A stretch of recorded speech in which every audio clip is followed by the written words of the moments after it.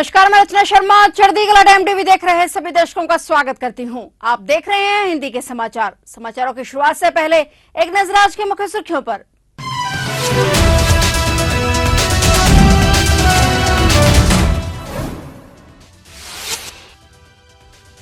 America ने आतंकवादियों के खिलाफ की बड़ी कार्रवाई। सीरिया में 37 आतंकवादी किए ढेर। अमेरिका ने सीरिया में किए 2 सटीक हवाई हमले।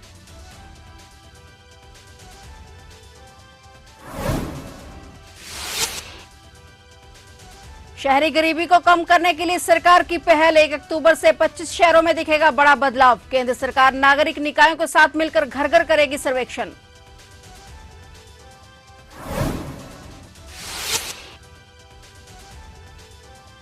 आज कांग्रेस की विजय संकल्प यात्रा। भाजपा के गढ़ में सेंध लगाने रथ पर निकले राहुल प्रियंका। 3 जिलों की 6 विधानसभा सीटों पर विपक्ष का ताबड़तोड़ प्रचार।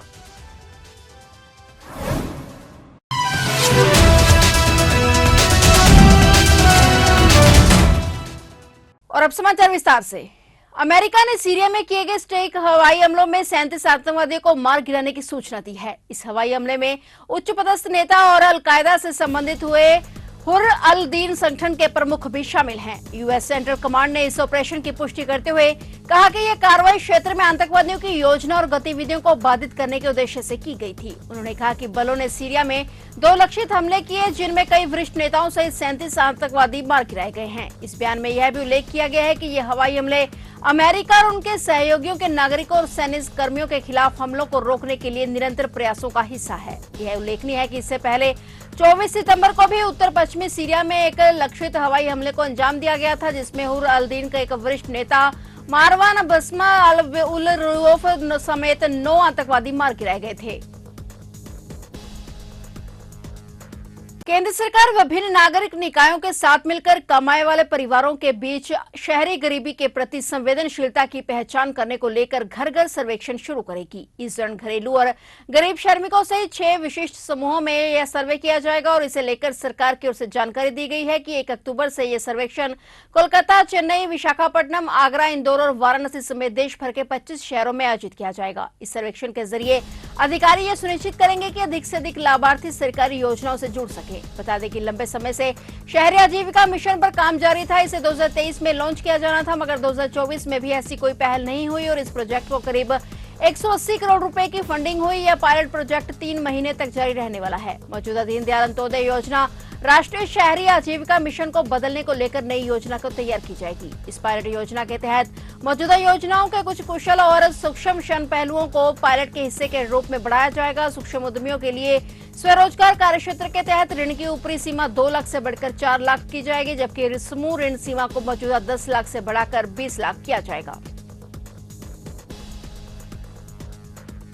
बिहार में बाढ़ की स्थिति चिंताजनक बनी हुई है। कई स्थानों पर नदियों के तटबंध टूट गए हैं और वाल्मीकि टाइगर रिजर्व में बाढ़ का पानी घुस गया है, जिसका असर भारत नेपाल सीमा से लगते जिलों पर सबसे अधिक पड़ा है। सीतामढ़ी जिले के मदकोल गांव में बागमती नदी के तटबंध में जहां दरार की खबर आई, वहीं पश्चिमी चंपारण में गंडक नदी पर पानी के अत्यधिक दबाव के कारण बगैर वन प्रखंड में नदी के बाएं किनारे पर स्थित तटबंध भी क्षतिग्रस्त हो गया, जिसमें बाढ़ का पानी पश्चिम चंपारण जिले के वाल्मीकि टाइगर रिजर्व में प्रवेश कर गया और इससे वहां के वन्य जीवों को खतरा उत्पन्न हो गया है। बयान के अनुसार बिहार की अन्य नदियों में भी इस साल का अधिकतम जलस्तर दर्ज किया गया है, जो खतरे के निशान से 1.55 मीटर अधिक है और एहतियात के तौर पर कोसी बैराज के पास यातायात रोक दिया गया है।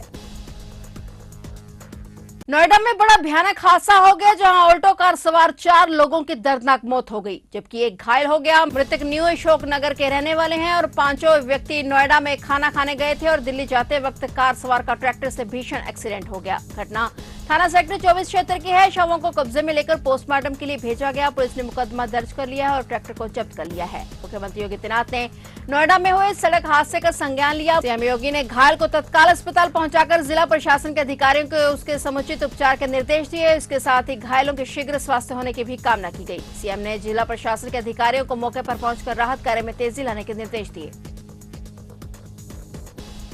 आज हरियाणा में कांग्रेस की विजय संकल्प यात्रा निकाली जा रही है। भाजपा के गढ़ में सेंध लगाने रथ पर निकले राहुल प्रियंका को देखने लोगों का भारी हुजूम उमड़ा और 3 जिलों की 6 विधानसभा सीटों पर विपक्ष ताबड़तोड़ प्रचार करने के लिए निकला हुआ है। कांग्रेस की विजय संकल्प यात्रा पहले दिन नारायणगढ़ से शुरू होकर थाने से तक पहुंचेगी। राहुल और प्रियंका के साथ इस दौरान पूर्व सीएम हुड्डा और उदयवान और कुमारी शैलजा भी नजर आए। हरियाणा विधानसभा चुनाव के अंतिम दिनों में ताबड़तोड़ प्रचार के लिए भाई बहन की जोड़ी चुनावी समर में उतरकर 3 जिलों अंबाला, यमुनानगर और कुरुक्षेत्र की 6 विधानसभाओं को कवर करेंगे। अंत में थानेसर में दोनों बड़ी जनसभाओं को संबोधित करेंगे। चर्चा है कि वे 3 अक्टूबर तक रथ यात्रा में प्रचार करेंगे। महंगाई है, क्यों है? क्योंकि अंबानी और अदानी जैसे लोग हिंदुस्तान के किसानों से, मजदूरों से उनका हक छीनते हैं, उनकी कमाई का पैसा छीनते हैं। हर रोज होता है, नया कानून बनता है, कहा जाता है किसान के लिए कानून बनाए गए। किसान के लिए अगर कानून बनाए गए हैं तो हिंदुस्तान के सारे किसान सड़क पे क्यों आए? क्योंकि किसान जानता है कि हमारे जेब में से एक और तरीके से अब पैसा छीना जाएगा। जमीन ले लेते हैं। भाइयों, आप एक बात समझो, आप एक दुनिया में हो जहां आप जमीन खरीदते हो। अगर आपको जमीन चाहिए, आप किसी और के पास जाते हो, कहते हो भैया मुझे जमीन चाहिए। वो आपसे कहता है ये 50 लाख की जमीन है, 50 लाख रुपए दो, 1 करोड़ रुपए दो, मैं आपको जमीन दूंगा। ये नॉर्मल होता है, हिंदुस्तान के हर नागरिक के साथ होता है। ये अंबानी अदानी के साथ नहीं होता। अदानी कहता है मोदी जी से, मोदी जी मुझे ये जमीन अच्छी लग रही है,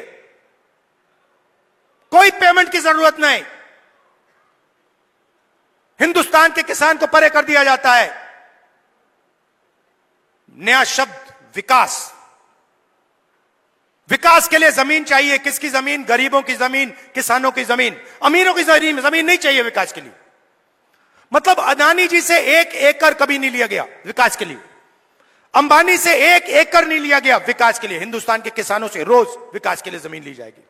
दिल्ली की खराब सड़कों का निरीक्षण करने के लिए विधायक से लेकर आप नेता तक सभी सड़कों पर उतरे हुए हैं और गड्ढा मुक्त सड़क अभियान के तहत काम शुरू कर दिया है। वहीं दिल्ली की खराब सड़कों को ठीक करने के लिए सरकार ग्राउंड जीरो पर उतर चुकी है। पीडब्ल्यूडी की सड़कों को गड्ढा मुक्त बनाने के लिए काम चल रहा है। सीएम आतिशी ने NSIC, ओखला, मोदी मिल, फ्लाईओवर, चिराग, दिल्ली अंडरपास सहित कई महत्वपूर्ण सड़कों का निरीक्षण किया। अगले 1 सप्ताह में दिल्ली में पीडब्ल्यूडी की 1400 किलोमीटर सड़कों के 1-1 इंच का निरीक्षण होगा। मुख्यमंत्री ने निरीक्षण के बाद कहा कि अधिकारियों को निर्देश दिए गए हैं कि महीने भर में शहर में पीडब्ल्यूडी की सभी सड़कों को जरूरत के अनुसार युद्ध स्तर पर रिपेयर किया जाए और हमारा प्रयास है कि अरविंद केजरीवाल जी के मार्गदर्शन में दीपावली तक सभी दिल्ली वालों को गड्ढा मुक्त सड़क मिले। और सीएम आतिशी ने कहा कि विरोधियों ने दिल्ली सरकार के काम रोकने की कोशिश की, नेताओं को जेल में डाला, लेकिन अब अरविंद केजरीवाल जी बाहर हैं और उनके मार्गदर्शन में दिल्ली वालों के सभी काम होंगे।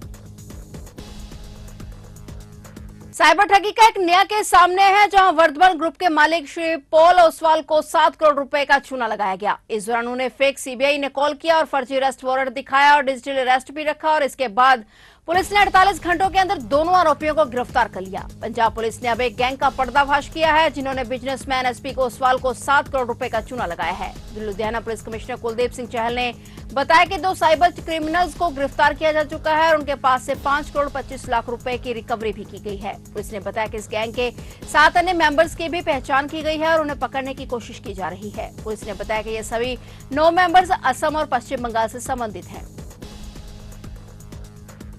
दिग्गज एक्टर मिथुन चक्रवर्ती पहचान के लिए किसी परिचय के मोहताज नहीं है। उन्होंने इंडस्ट्री में अपने काम के लिए कई पुरस्कार अपने नाम किए हैं। वहीं अब मिथुन दा को दादा साहेब फाल्के पुरस्कार से सम्मानित किया जाएगा। केंद्रीय रेल, सूचना और प्रसारण, इलेक्ट्रॉनिक्स और IT मंत्री अश्विनी वैष्णव ने इस बात का ऐलान किया है। उन्होंने बताया कि दिग्गज अभिनेता को उनकी उल्लेखनीय सिनेमाई यात्रा और भारतीय सिनेमा में योगदान के लिए प्रतिष्ठित पुरस्कार से सम्मानित किया जा रहा है। अश्विनी वैष्णव ने एक्स पर घोषणा करते हुए कहा कि मिथुन दा की उल्लेखनीय सिनेमाई यात्रा पीढ़ियों को प्रेरित करती है। यह घोषणा करते हुए सम्मानित महसूस हो रहा हूं कि दादा साहेब फाल्के चयन जूरी ने दिग्गज अभिनेता मिथुन चक्रवर्ती जी को भारतीय सिनेमा में उनके प्रतिष्ठित योगदान के लिए पुरस्कार देने का फैसला किया है। मिथुन चक्रवर्ती को यह पुरस्कार 70वें राष्ट्रीय फिल्म पुरस्कार समारोह में प्रदान किया जाएगा, जो 8 अक्टूबर को होने वाला है। बता दें कि पीएम मोदी ने भी दिग्गज एक्टर मिथुन चक्रवर्ती को प्रतिष्ठित पुरस्कार से सम्मानित करने के लिए बधाई दी है। उत्तर प्रदेश के मुख्यमंत्री योगी आदित्यनाथ ने उत्तर प्रदेश के 11 जिलों में बाढ़ की स्थिति की समीक्षा की। राज्य के अनेक हिस्से पिछले 3 दिनों से लगातार हो रही बारिश और बांधों से पानी छोड़े जाने के कारण बाढ़ की चपेट में है। राज्य सरकार द्वारा जारी एक बयान के मुताबिक मुख्यमंत्री ने अधिकारियों को राहत कार्यों के संचालन में पूरी तैयारी सुनिश्चित करने के निर्देश दिए। मुख्यमंत्री ने अधिकारियों को व्यक्तिगत रूप से प्रभावित क्षेत्रों का दौरा करने, स्थिति की निगरानी करने और राहत प्रयासों में तेजी लाने का निर्देश दिया है। उन्होंने प्रभावित आबादी को हर संभव सहायता मुहैया कराने की ताकीद की है। आदित्यनाथ के निर्देशों के बाद प्रभावित जिलों में एसडीआरएफ, एनडीआरएफ और पीएससी की कई टीमें तैनात की गई हैं। उन्होंने जिलाधिकारियों को फसल के नुकसान का आंकलन करने और सरकार को रिपोर्ट सौंपने का भी निर्देश दिया ताकि प्रभावित किसानों को मुआवजा दिया जा सके। और इसके अलावा मुख्यमंत्री ने बाढ़ के कारण अपने घर और मवेशियों को गंवाने वाले लोगों को तत्काल वित्तीय सहायता देने का आह्वान किया। तो आप देख रहे थे हिंदी के समाचार और नए समाचारों के साथ फिर से हाजिर होंगे। तब तक के लिए देखते रहिए चढ़ती कला टाइम टीवी।